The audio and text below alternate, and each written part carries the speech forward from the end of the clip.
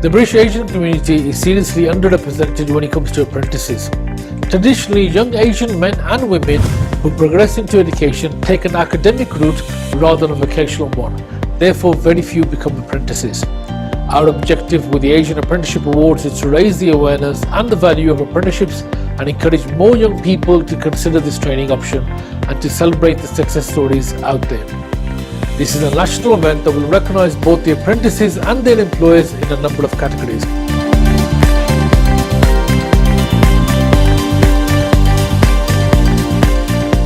The Asian Apprenticeship Award is trying to help the Asian community get involved and get rid of the stigma surrounding apprenticeships.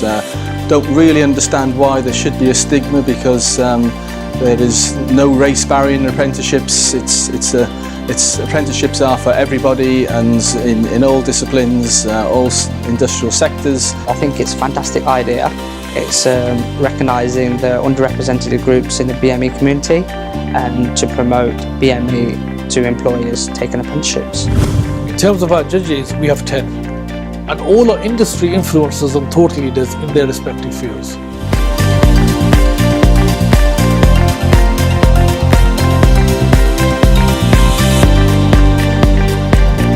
I think that the Asian Apprenticeship Awards have brought together a really strong judging panel from a really diverse background, and we all have looked for something different in the entries, whatever that might be, and I think our diverse backgrounds combined will bring something really special to these awards.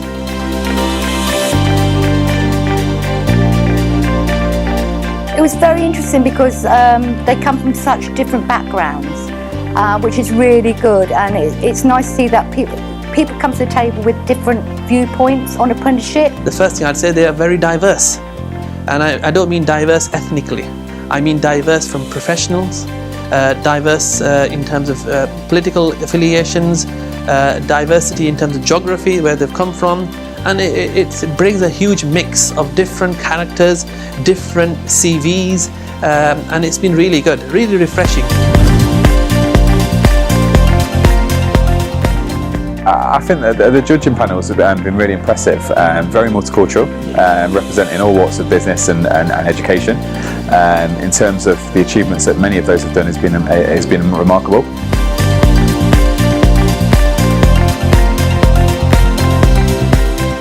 That there's so much experience amongst the fellow judges. It's important that we all recognise how we work together to identify the best of class.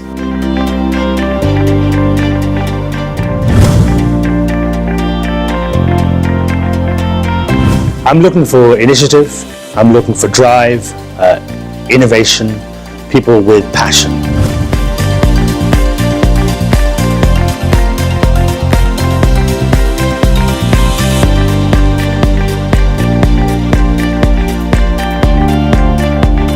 The nominees for apprentices, I'd like to see passion, achievement. They've gone on to rise through the ranks, etc. Any judging process is very difficult. But there is certain criteria you normally look for. So you look at the individual, you look at the individual's journey, you look at what impact they've had. What's also quite important is the assistance and help and guidance they've had from their employers. So we've had a really interesting morning going through some of the eclectic and different forms submitted by employers, by apprentices, and really we've seen a real mix of wonderfully talented young people from all walks of life that have chosen to do an apprenticeship.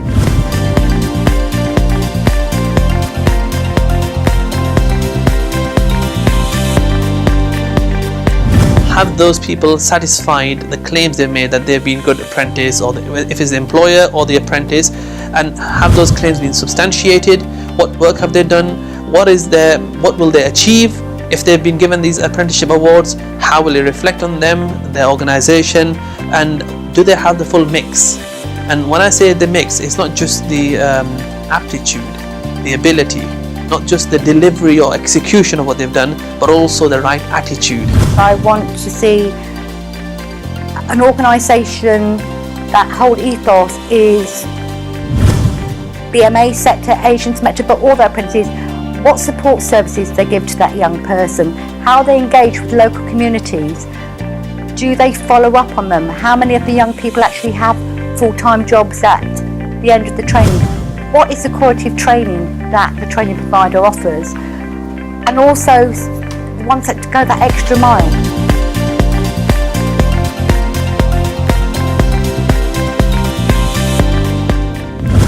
For the companies, I would like to see that that it is a genuine focus for them, and they are very passionate about obviously recruiting apprentices from the Asian community. Really, we're looking for impact. We're looking for what they learned, and we're looking for the value they've attached to the organisation from the moment they joined. And I suppose the other thing you're looking for also with apprenticeship, you're looking at potential.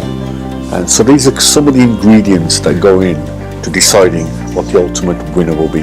But needless to say, I think anybody who's in the nomination process, I think has done brilliant to get here.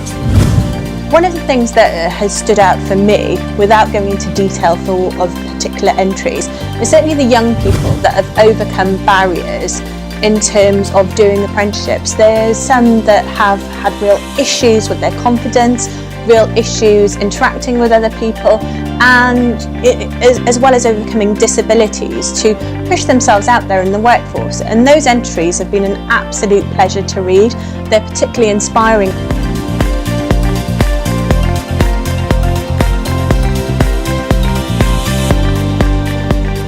Don't think it's rejection, but to look at what you entered, what information you put down, and for next year think actually what more. And if you were in doubt, or if you didn't know how to answer a question, you think actually I will make a phone call and phone up and say, what is it you're looking for? What do I need to do or prove to you that I should be considered as the winner? I would say to those who have not been successful, you've got to be in it to win it. So I think if you've not been successful this year, get some feedback and ask the question, what do I need to do to improve? And go for it again and again. And one of the things you learn in entrepreneurship is you never give up. If you persevere and you're dedicated and you want that goal, you will reach it. This is the first year of the awards, so I feel that there's going to be a great success built on the first year platform. So I feel that obviously they should be willing to apply again, and they maybe will be considered next year.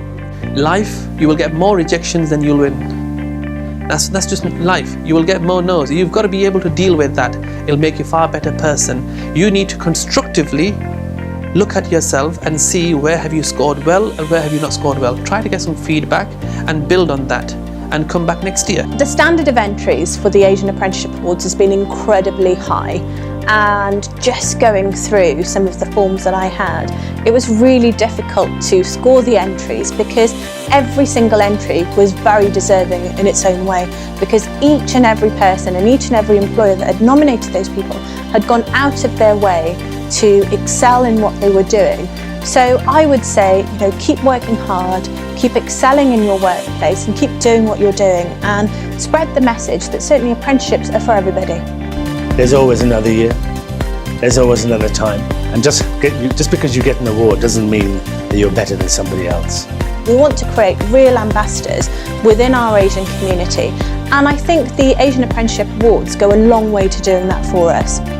I'm very proud with all our lineup of our judges and our ambassadors as they bring a cross-section of knowledge and experience, and a big thank you to all of them for their support. Thank you.